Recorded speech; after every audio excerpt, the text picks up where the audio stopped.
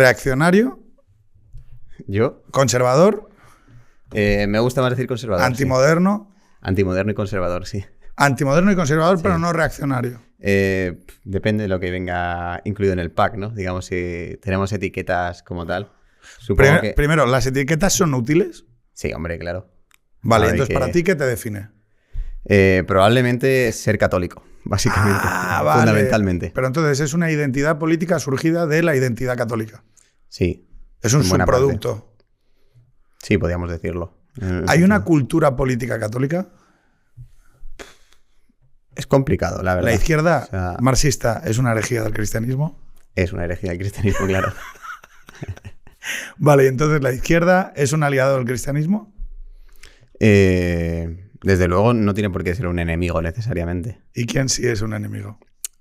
Todos aquellos que, digamos, han sido... No hay enemigos realmente. O sea, a mí me gusta verlo de un punto de vista más optimista, ¿no? O sea, el enemigo al fin y al cabo es el demonio, ¿no? El mal como tal en un sentido metafísico y real.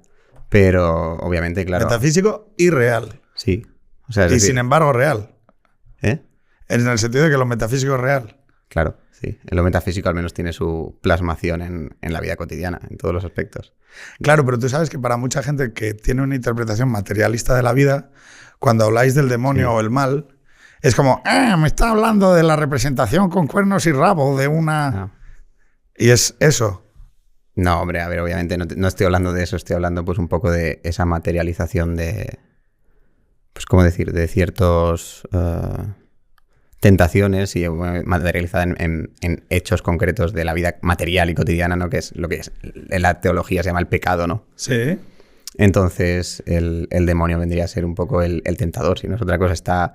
El demonio, de hecho, en la Biblia no aparece nunca representado como alguien con cuernos ni nada de esto, solo que yo recuerde así, tampoco soy teólogo ni nada, pero vamos, que yo recuerde Aquí ya sabes que no va tanto de credenciales como de cómo lo vemos cada uno de nosotros. Ya. No, se le representa más como creo que el dragón rojo está en el Apocalipsis y poco más hay de decir, así como una descripción física del maligno.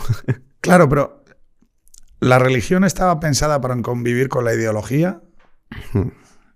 ¿Qué quiero decir con esto? Sí, sé por dónde vas, creo, pero... Vale, no, dale. No, a ver, yo creo que vas por el tema o sea, para mí la ideología es una especie de secularización de ciertas creencias, ¿no? ¿Sabes el argumento smithiano que dice la ideología en último término siempre es pensamiento teológico? Sí. Vale, entonces, la cuestión es cuando el conservador acepta que su terreno es político, una de dos, o está reduciendo lo católico, lo trascendente, a una categoría mundana que necesariamente lo vulgariza y prostituye, y por lo tanto su renuncia al espacio público es una consecuencia de su... es que esto es tan virtuoso que no puedo prostituirlo. Sí, al fin la discusión típica que tienen muchos izquierdistas o comunistas también de ser como muy purista o más práctico, ¿no? Exactamente. Sí, quizá les venga incluso derivado de ese pensamiento cristiano, de esa herejía cristiana, ¿no? Pero bueno, yo realmente en el canal o con lo que suelo hablar en público, digamos, siempre trato de llevar un poco de superar lo que es a priori político. Es decir, de toda la gente. Yo discuto mucho en internet y fuera con... Pues eso, gente que tiene prisa, ¿no? Quiere ya la cosa en sí, a la política, además. Y Pero es que tú hablabas del Alex Jonesismo, que a mí me gustó mucho como concepto. Es la idea de... A ver, vamos a ver. Si todo esto son resortes tecnológicos y tácticos para hacerte con el control del poder del Estado, ok, ¿vale? Pero entonces esto es otra cosa. No sé si me explico. Y si en realidad de lo que pivota es en torno a la vida buena, entiéndase por los múltiples caminos por los que uno puede llegar a ese debate, es otro debate. O sea, no sé si me explico. Son o no, o es el mismo. Yo no lo considero, a mí no me gusta tampoco separarlo. O sea, quiero decir, creo que al fin y al cabo lo de la vida buena en un sentido más personal está intrínsecamente ligado con la vida social. Es decir, Con el Estado y sus formas políticas. Cuando me preguntan por qué el canal se llama Teoría de la Guerra y hablo casi de desarrollo personal muchas veces, yo lo que explico así para la gente que no lo conoce es hablo de limpiarte por dentro para limpiar por fuera, ¿no? Entonces, lo que considero primero que esto también hay una corriente, tanto en Estados Unidos ya hay mucho tiempo, en España no ha calado tanto el rollo Jordan Peterson en un sentido... Hace la cama. Sí, exacto, pero no ha calado más en una lectura política de... ¿Tú te haces la cama? Yo me hago la cama, sí. O lo intento todos los días. ¿Pero porque te lo dice Jordan Peterson o porque te lo dice tu madre? No, porque me lo digo yo mismo. Mi madre, de hecho, ya la batalla la perdí hace tiempo y es como que he tenido que yo reencontrarme con el alma materno... Oye, ¿no es muy paradójico que haya gente que en la puñetera vida se haya hecho la cama porque se lo haya dicho su madre o su abuela? Sí, lo haga porque y resulta que un intelectual canadiense le dice, hazte la cama. Y entonces dice, me voy a hacer la cama. O sea, sí. Sí, bueno, de hecho, Internet está llena de memes con cosas incluso más escatológicas para eso. Pero lo que te decía es, claro, tú hablas en Teoría de la Guerra sobre algo que tiene que ver con... Lo has llamado desarrollo personal. A mí es que desarrollo personal me suena a coach. Autoayuda, sí. Sí, a la jerigonza esta corporate de LinkedIn, Learning y su puta madre. De hecho, yo creo que no tengo un público que busque eso como tal, sino que te diría que la gente que suele atenderme, que tampoco es mucha, es más gente que no encuentra referentes en lo que yo en lo que ofrezco yo realmente, que es algo muy de nicho en el fondo, que es pues el comprender que tu vida tiene un sentido, que eso sí que tengo más relación quizá con lo que decía Jordan Peterson y otros autores que dicen, el Maps of Meaning, ¿no? De este libro tan famoso que tiene. Bueno, tan famoso, no menos famoso, pero es un poco el que le da dota a su pensamiento, el de decir que todo tiene un valor simbólico y trascendental y demás. Él lo argumenta desde un punto de vista más junguiano y más materialista en el fondo.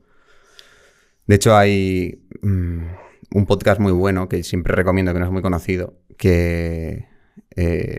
es una entrevista a Jordan Peterson en el canal creo que está en su propio canal, que le hizo con Jonathan Payot, que es un cristiano ortodoxo canadiense también. Uh-huh. Y habla mucho ahí de la cuestión de la falta de fe personal de Jordan Peterson.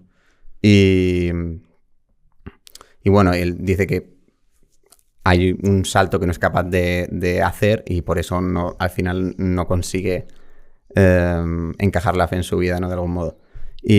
¿Puedo preguntarte eso? ¿Tú tienes fe? Sí, claro. ¿Tú sabes que yo no la tengo? Sí. Vale. Yo, claro, para mí la religión es una filosofía práctica. Uh-huh. ¿Vale? O sea, esencialmente la dimensión de valor que tiene para mí la religión y por lo que me gusta que permee hacia las comunidades morales y sociales en las que yo vivo es porque me parece que, de alguna manera, empuja a un comportamiento social y personal y empuja por lo menos a una pregunta sobre la propia moral, es decir, o sea, si nos tenemos que preguntar si la vida tiene un propósito y un sentido, el mero hecho de que nos planteemos que lo tiene necesariamente hace que vivamos mejor. Uh-huh.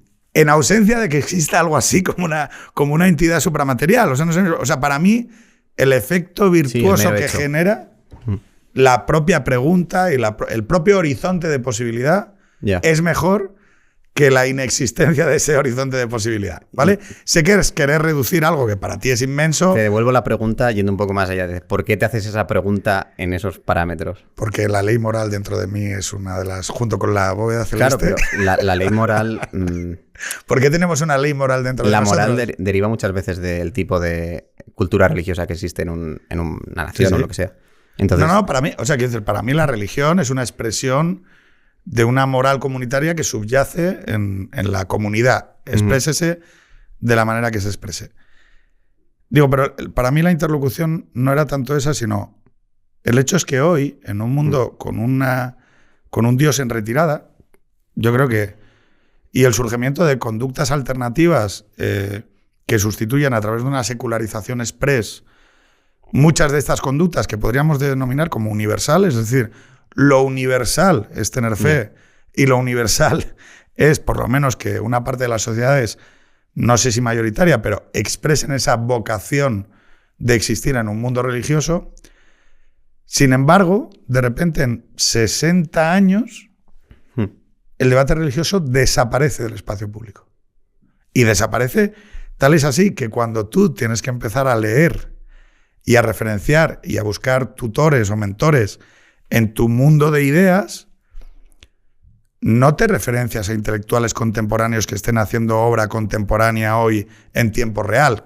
Que yo, sí, tú los buscas quizá en ese espectro conservador, pero que está más vinculado a la política.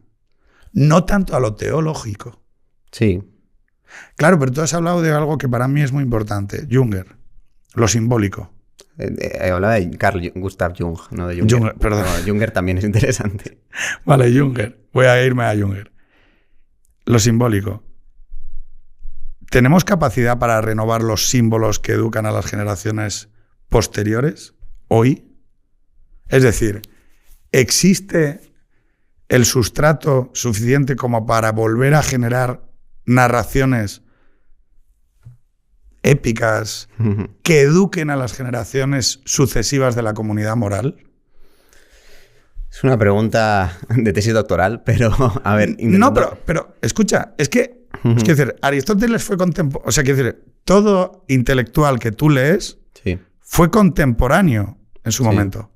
O sea, hubo un momento en el que existieron y en el que no eran clásicos, era lo que sucedía en ese momento. Yo la reacción que veo contra el mundo moderno es una reacción... Yo veo mucha reacción ideológica, lo que hablábamos antes. Ideológica, de crítica, de trituración, de destrucción, pero... Y por eso me gusta lo que tú haces. Pero es que a mí eso no me parece... Pero no de propuesta. Sí, exacto, es lo que yo siempre Y yo creo critico. Que tú, en teoría de la guerra, sí dices, oye, chavales, hay ya un mundo más allá está, de las elecciones y hay un mundo más allá, que es la vida. O sea, yo eso es lo que encuentro hoy como algo diluido, o por lo menos que no está trabado a efectos de la vida corriente de los chavales, perdón, porque parece que os trato aquí desde arriba, ¿no? Pero es lo que me encuentro de alguna manera un poco ausente, porque no creo que haya... ¿Hay una traslación a la literatura de todo eso? Yo de hecho, lo que decías de autores actuales, no controlo mucho y no conozco. Algo habrá, seguro, pero no son, desde luego, los Aristóteles de hoy en día, ¿no? Entonces, ¿pero y dónde está eso? ¿Ha desaparecido? No, me imagino que existirá. Lo que pasa es que, a ver, hay autores, no sé, yo lo último que estoy leyendo de algo contemporáneo, no sé, ahora estoy... justo venía leyendo a René Girard, que es un autor católico francés, pero ya murió en 2015, ya no es contemporáneo como tal. Yo, cosas que me han gustado contemporáneas. McIntyre, que soy muy pesado con él, Tras la virtud, Animales racionales y dependientes. Vale, el intelectual tico Hulbeck, todo este tipo. Pero eso... Sí, pero en realidad... O sea, Hulbeck es un nihilista. Bueno, sí. O sea, aquí que hay algo tipo Prada. Pero eso no es una renovación ni una propuesta. No, ya, Juan Manuel de Prada, al fin y al cabo, no deja... O sea, es un autor, pues como podían ser en su tiempo, yo qué sé. Claro, a él le gusta mucho Lewis y cosas así, ¿no? De ese estilo, realmente. O Chesterton, si es que él parece que... ¿Pero hay algo fuera de eso? En un sentido de si hay más. Sí. Yo no conozco realmente en España, ya te digo, no estoy muy puesto en la actualidad porque, de hecho, desde hace ya un tiempo estoy centrado en leer clásicos, como decíamos antes, básicamente por una cuestión de formación personal. Pero bueno, volviendo a lo que estábamos hablando antes del tema de hacer propuesta y no tanto queja o crítica. Que creo que ya toca. Sí.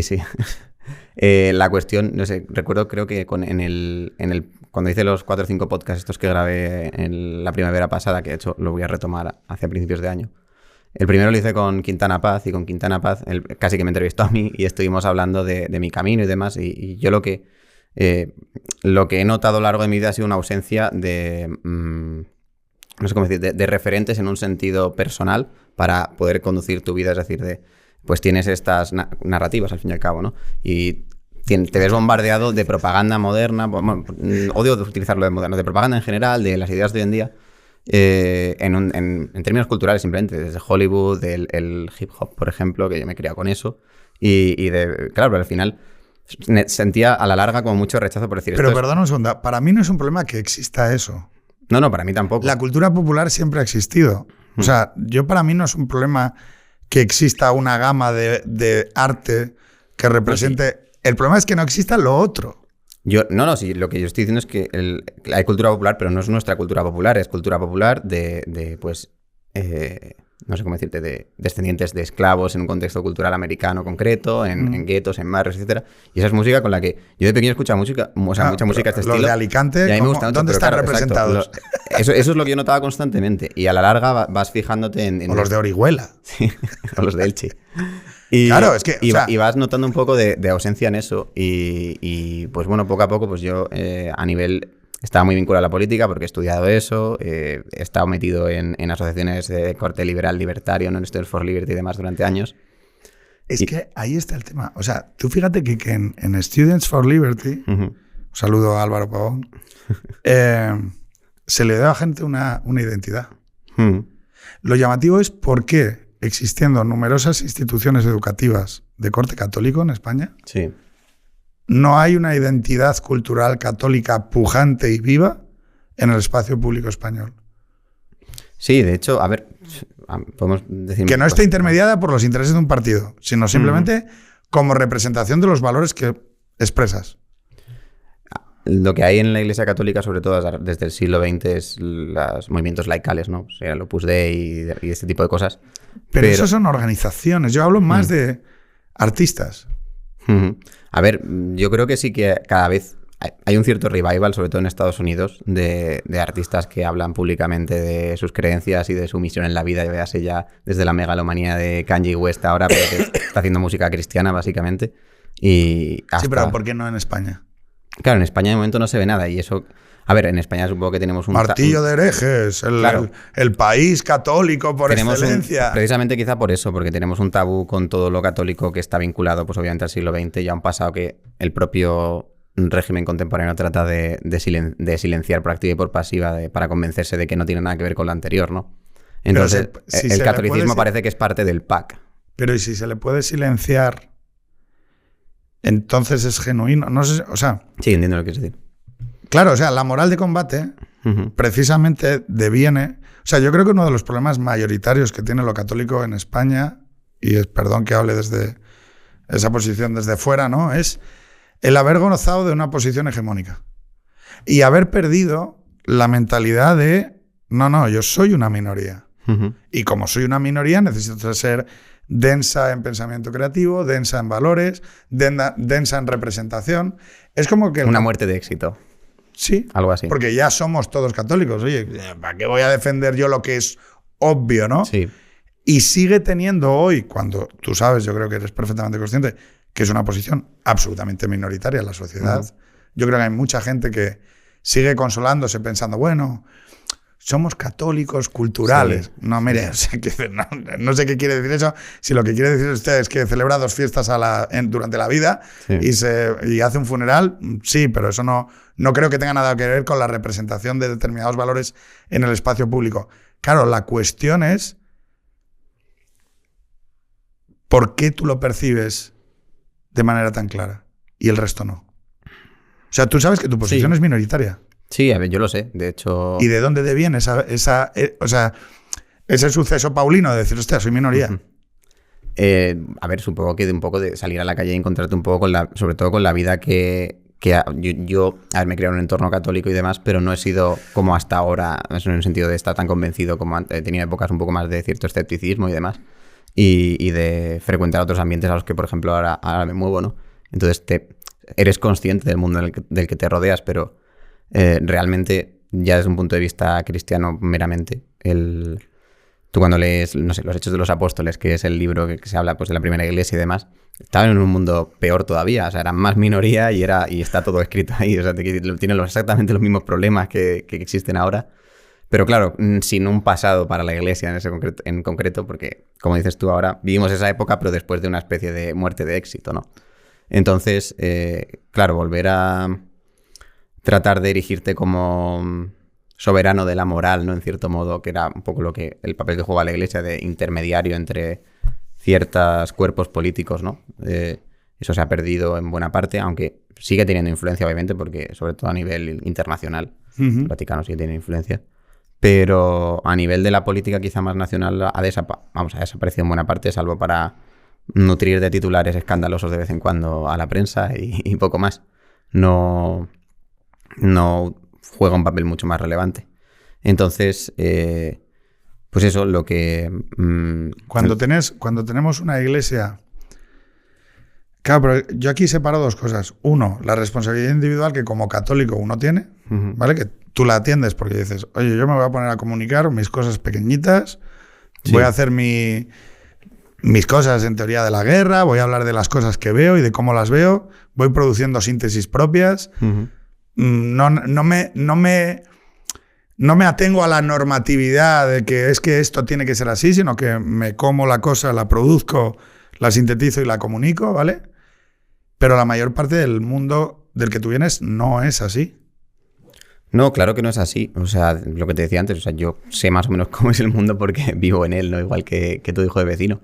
Entonces, lo que, no sé, en cierto modo a veces puede producirte incluso depresión o desesperación el decir, joder, estoy predicando en el desierto, ¿no? Ahí juega un papel muy importante a nivel personal la fe, por supuesto, ¿no? Es decir, bueno, tienes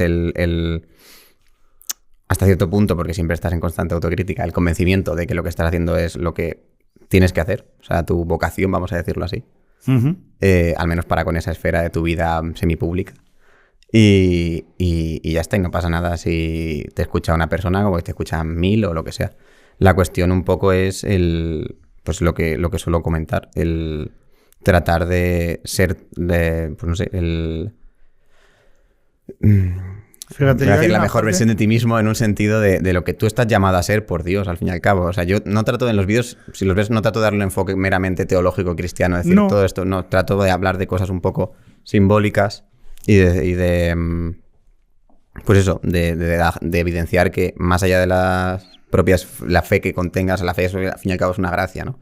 No tiene, todo el mundo la tiene ni tiene la suerte de.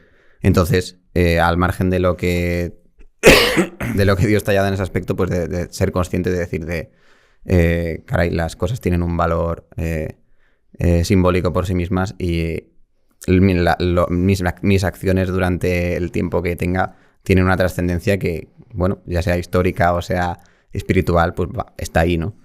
Y bueno, pues eso todo responde a una suerte. Siempre hablo mucho de las jerarquías y del orden y demás, y todo responde a una suerte de, pues eso, de pirámide de Maslow casi, ¿no? Pero con la cuestión personal y espiritual. Mira, yo te voy a lanzar la última pregunta con la que acabamos el podcast, que es que hagas una recomendación de una peli, de una serie, de un libro. Pedirte disculpas porque he llegado tarde por culpa del curro y esto se ha hecho más corto de lo que me hubiera gustado, para nada. Está llamando ya a mi mujer. Esto es así. Pero sí, decirte, la pregunta que te voy a lanzar es si yo voy a ir al infierno. ¿Vale? Es decir, pero sí decirte antes de que nos despidamos, porque es una cosa que me parece muy importante, es que el espacio público requiere de procesos de comunicación en los que no haya intermediación por parte del Estado o del mercado. Tips de consultor, ¿no? No, pero es que para mí es muy importante lo que haces, en la edad que lo haces y sin que exista un objetivo ulterior en lo que haces.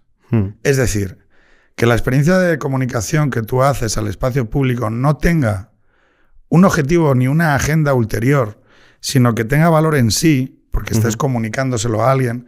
Yo me pongo tu podcast a veces, el YouTube para hacer cosas y tal, evidentemente muchas veces desde posiciones discrepantes, pero es que yo en ese intercambio que haces entiendo cosas y aprendo cosas y entiendo que hay una parte de la sociología de mi país, ¿vale?, que debe estar representada en el espacio público, ¿no? Me parece importante que vinieras hoy aquí porque eres representante de algo que no es la organización conocida como Iglesia, no formas parte de ninguna organización que tenga un objetivo concreto y determinado, sino que eres Daniel Fenol, que decidiste católico de barrio. Católico de barrio, que decidiste un día abrir un YouTube y empezar a hablar. Si tuviéramos más gente que hiciera como tú, seguramente tendríamos un espacio público más rico, más sano, más nutrido. Igual no tendríamos tanta visibilidad tú y yo, porque entonces habría más gente compitiendo. Gente mejor, seguro. Pero eso seguramente nos alegraría. Sí, sí. O sea, yo prefiero estar en grupo que solo. No, obviamente. Entonces, yo quiero animar a los chavales a que se lancen a crear, que es una chapa que digo habitualmente. Sí, y ahora sí que te pregunto, 1, ¿voy a ir al infierno? 2, una recomendación de un libro muy rápido porque estamos fuerísima de tiempo. No creo que vaya a ser al infierno. De entrada tampoco sé si me ha visto complejo de San Pedro ahí decidiendo, pero bueno, realmente el tema del infierno es... Hay muy poquito, o sea, en términos canónicos que se sepa o que se acepte, pero vamos. En la Biblia no hay un solo nombre de una persona que haya ido al infierno. Ya, por eso, que es conflictivo. De hecho, yo creo que si sigues así no tienes papeletas. y bueno, no te conozco mucho, pero bueno. Y un libro, una serie...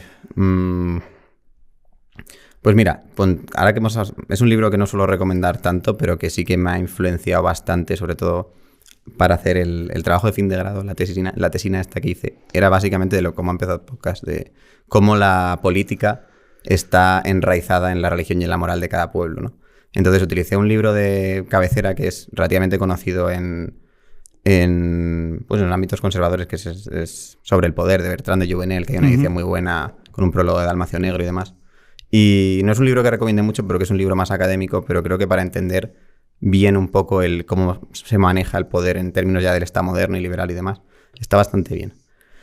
Y luego, un libro así personal para cambiavidas, como digo yo, sin duda, el otro día lo recomendé ya en el canal, Las Confesiones de San Agustín, que ya lo estoy a punto de terminar. Chapa.